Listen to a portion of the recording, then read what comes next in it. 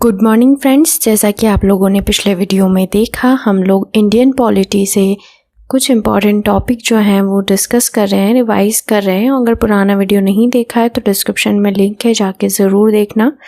आज हम जो टॉपिक डिस्कस करेंगे इंडियन पॉलिटी से वो होगा भारत के राष्ट्रपति की क्या क्या शक्तियाँ होती हैं, इनका कार्यकाल क्या होता है और इन्हें हटाने की प्रक्रिया है वो क्या होती है, ये इसके बारे में हम जानेंगे। तो उससे पहले आप चैनल पर नए हैं तो सब्सक्राइब करें और वीडियो एंड तक ज़रूर देखना। पसंद आया तो लाइक एंड शेयर। तो चलिए हम शुरू करते हैं। राष्ट्रपति, तो संविधान के अनुच्छेद 53(2) के अनुसार भारत संघ के रक्षा बलों का सर्वोच्च समादेश राष्ट्रपति में निहित होता है, अर्थात राष्ट्रपति तीनों सेनाओं का सर्वोच्च सेनापति होता है। अब राष्ट्रपति का निर्वाचन क्या है, तो अनुच्छेद 54 के अनुसार राष्ट्रपति का निर्वाचन ऐसे निर्वाचक मंडल द्वारा किया जाता है जिसमें संसद के दोनों सदनों के निर्वाचित सदस्य, राज्य की विधानसभाओं के निर्वाचित सदस्य होते हैं। तो राष्ट्रपति का निर्वाचन का प्रावधान जो है वो किस में है, अनुच्छेद 54 में है। और राष्ट्रपति के निर्वाचन में जो लोग भाग लेते हैं वो है संसद के दोनों सदनों के निर्वाचित सदस्य और राज्य की विधानसभाओं के निर्वाचित सदस्य।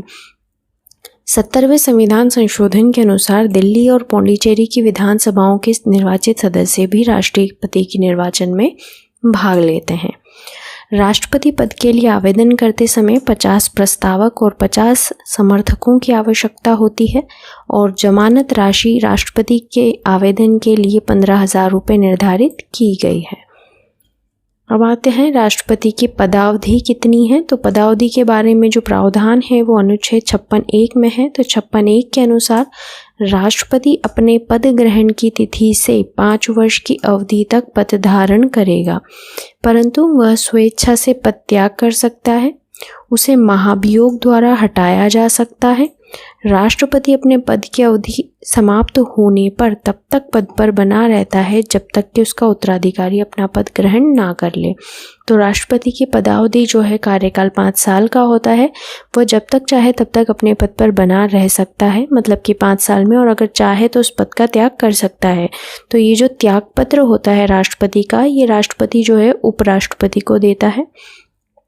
अब इसकी शपथ की बात करें तो ये अनुच्छेद 60 में बताया गया है। अनुच्छेद 60 के अनुसार उच्चतम न्यायालय के मुख्य न्यायाधीश द्वारा राष्ट्रपति को शपथ दिलाई जाती है।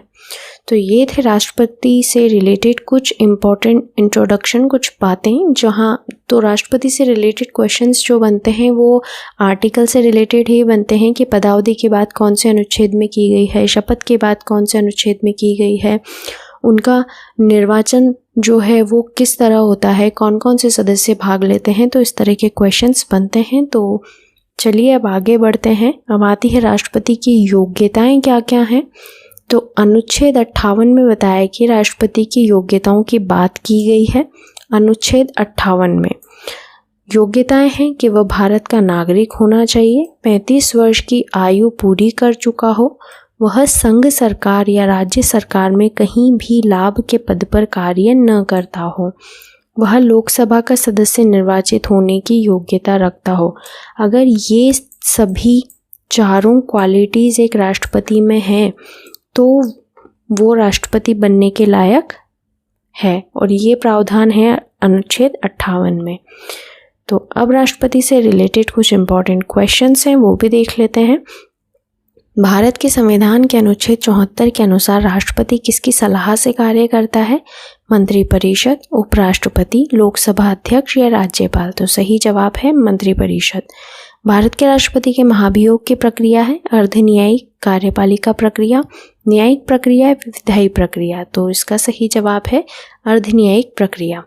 राष्ट्रपति के निर्वाचन संबंधी विवाद का मामला भेजा जाता है सर्वोच्च न्यायालय को, निर्वाचन मंडल को, निर्वाचन आयोग को या संसद को। तो सही जवाब है सर्वोच्च न्यायालय को। मंत्रिपरिषद द्वारा राष्ट्रपति को दी गई सलाह की जांच की जा सकती है सर्वोच्च न्यायालय द्वारा, लोकसभा द्वारा गठित जांच समिति द्वारा, राज्यसभा द्वारा, या यह सलाह जांच के दायरे में नहीं आती है। तो उसका सही जवाब है यह सलाह जांच के दायरे में नहीं आती है। किस अनुच्छेद में राष्ट्रपति को क्षमादान करने की शक्ति का उल्लेख है, अनुच्छेद 70, अनुच्छेद 72, अनुच्छेद 71 और अनुच्छेद 74। तो सही जवाब है अनुच्छेद 72। निम्न में से किसे भारत का प्रथम नागरिक माना जाता है? प्रधानमंत्री, राष्ट्रपति, मुख्यमंत्री या राज्यपाल? तो सही जवाब है राष्ट्रपति। भारतीय रक्षा सेनाओं का सुप्रीम कमांडर कौन है? राष्ट्रपति, रक्षा मंत्री, कमांडर इन चीफ या प्रधानमंत्री? तो सही जवाब है राष्ट्रपति। निम्नलिखित में से कौन लगातार 2 बार राष्ट्रपति रहे? Doctor Rajendra Prasad, doctor S Radhakrishnan, doctor Zakir Hussain या ए व बी दोनों? तो सही जवाब है डॉक्टर राजेंद्र प्रसाद।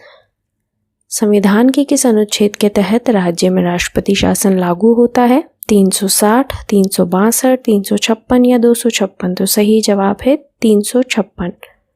राष्ट्रपति मंत्रिपरिषद की सलाह को पुनर्विचार हेतु कितनी बार कह सकते हैं? 1 बार, 2 बार, 3 बार या 4 बार? तो सही जवाब है 1 बार।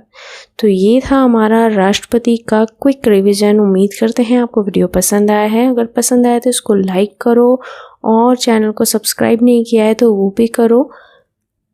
मिलते हैं अब नेक्स्ट वीडियो में एक नए टॉपिक के साथ। Thank you so much.